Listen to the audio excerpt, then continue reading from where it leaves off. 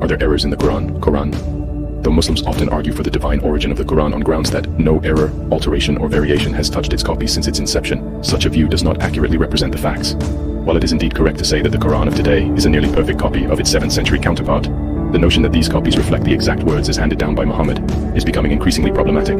Historical sources prove that there were several different texts circulating in Syria, Iraq, and Armenia prior to the final revision produced by Uthman. Said, Muhammad's longtime secretary, was called in by Uthman to oversee the final and definitive authorized version of the Qur'an. All other copies of the Qur'an were then burned so that there could be no challenge to the authorized text. It remains to be answered why Uthman would have had to produce an authorized version of the Qur'an, if indeed the Qur'an had been perfectly preserved from the beginning. To quote Alfred Gilom, one of the best-known non-Muslim scholars on Islam, only the men of Kufa refused the new edition, and their version was certainly extant as late as AD 1000. Uthman's edition to this day remains the authoritative word of God to Muslims. Nevertheless, even now variant readings, involving not only different readings of the vowels but also occasionally a different consonantal text, are recognized as of equal authority one with another. When one compares the different transmitted versions of the Qur'an, it becomes evident that there are, in fact, variants among them. While these variants usually involve differences in individual letters, vowels, or diacritical marks, the Muslim claim of perfect unity in the copies of the Qur'an is incorrect. Moreover, since part of the Islamic claim is that God has been giving revelations to mankind throughout history, including the Psalms of David and the 4 Gospels, one wonders why it is claimed that Allah miraculously preserved the Qur'an in infallible copies, whereas Allah was apparently singularly incapable of accomplishing the same feat with the previous revelations. Let us weigh the validity of the claim at hand. Just how excellent is the literary quality? Ali Dashti, himself a committed Shiite Muslim, wrote, "The Qur'an contains sentences which are incomplete and not fully intelligible without the aid of commentaries, foreign words, unfamiliar Arabic words, and words used with other than the normal meaning, adjectives and verbs inflected without observance of the concord of gender and number, illogical and ungrammatically applied pronouns which in rhymed passages are often remote from the subjects. These and other such aberrations in the language have given scope to critics who deny the Qur'an's eloquence. To sum up, more than 100 Quranic aberrations from the normal rules and structure of Arabic have been noted. With all the linguistic aberrations and instances of incorrect grammar, the Qur'an can hardly claim to be flawless. Are there errors in the Qur'an? What about fulfilled prophecy? Islamic apologists make the claim that the Qur'an predicts Muslims would be victorious at home and abroad, but this can hardly be utilized as an argument for a divine origin.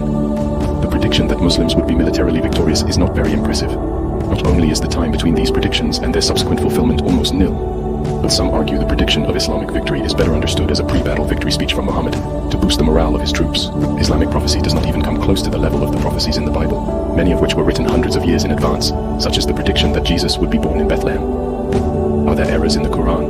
What about scientific insights? In a brief illustrated guide to understanding Islam, Islamic apologist Aya Ibrahim argues, the Qur'an, which was revealed 14 centuries ago, mentioned facts only recently discovered or proven by scientists. This proves without doubt that the Qur'an must be the literal word of God, revealed by him to the Prophet Muhammad, and that the Qur'an was not authored by Muhammad or by any other human being. How valid is this claim? First, conformity to science is not proof of divine inspiration. As modern scientists will admit, scientific models are constantly changing, so they are not an absolute gauge for what is true or false.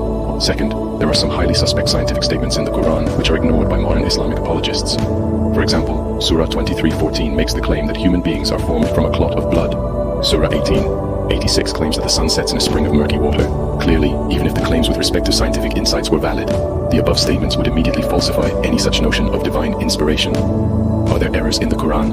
Are there historical inaccuracies? While the list of historical inaccuracies and anachronisms is vast, one has been selected for discussion here. Surah 20 relays the incident of the golden calf.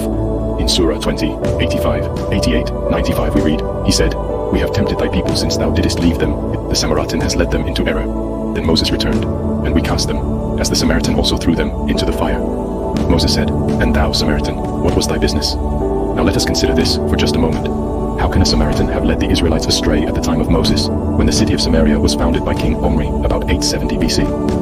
The Samaritans did not exist until after the exile of the northern kingdom of Israel and the resettlement of the area under King Sargon II in 722 BC, with non-Israelites who then adopted a syncretism between the religion of the Jews and their own polytheistic background. The Samaritans did not exist until 530 years after Moses. By this mistake alone, the Qur'an can be rendered unreliable and certainly not an inerrant work of God. Are there errors in the Qur'an? Conclusion.